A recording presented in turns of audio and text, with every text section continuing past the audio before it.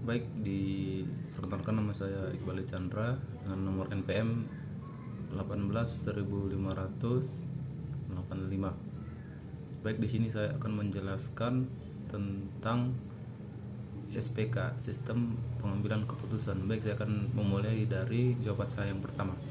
Yang pertama itu menurut saya SPK atau Sistem Pengambilan Keputusan itu adalah sebuah cara yang dilakukan baik itu perseorangan ataupun kelompok dalam mengambil suatu keputusan yang cepat tetapi terstruktur atau terarah.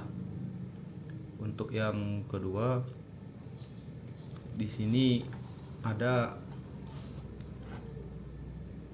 bagan, ada gambar.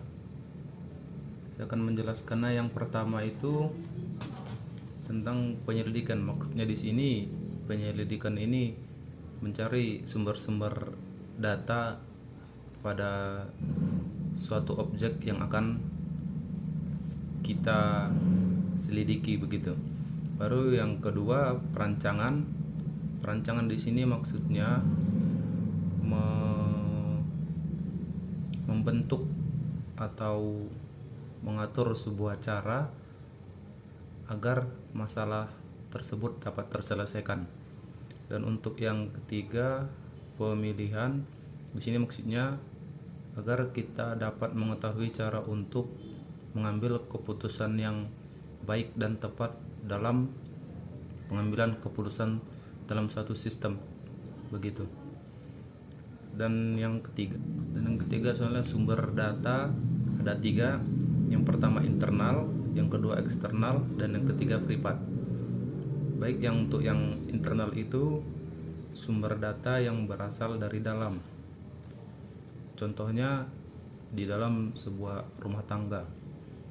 Berarti di sini bisa kita ambil contoh bagaimana dalam suatu rumah tangga tersebut mengatur keuangan dalam kehidupan sehari-harinya.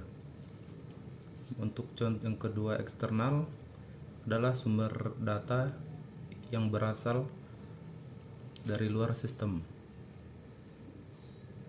Contohnya di sini tentang, bisa kita katakan tentang nilai tukar rupiah, tentang harga suatu barang dan lain sebagainya.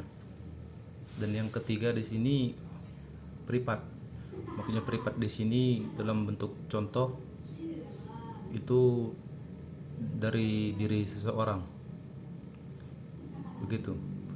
Dalam diri seseorang ini maksudnya dia mengambil data, dia mengaturnya dan dia mengambil keputusan sendiri.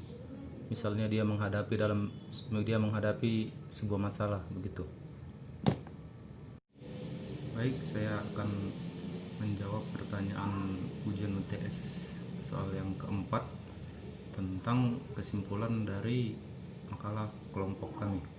Baik, menurut saya itu kesimpulannya manajemen data itu sangat membantu sekali dalam penelitian karena menghasilkan suatu analisa data penelitian yang akurat dan tepat, serta bisa langsung melakukan pengujian data tersebut di lapangan dan melihat langsung hasilnya.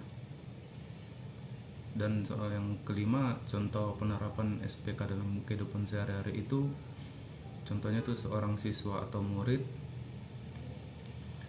yang sedang melakukan tugas yang diberikan dari sekolah kepadanya. Si murid tersebut bisa bertanya kepada orang tua atau saudara atau teman atau tetangga, dan juga bisa mencari jawaban atau tugas si siswa tersebut dari internet sebagai bahan referensi untuk menjawab soal tersebut.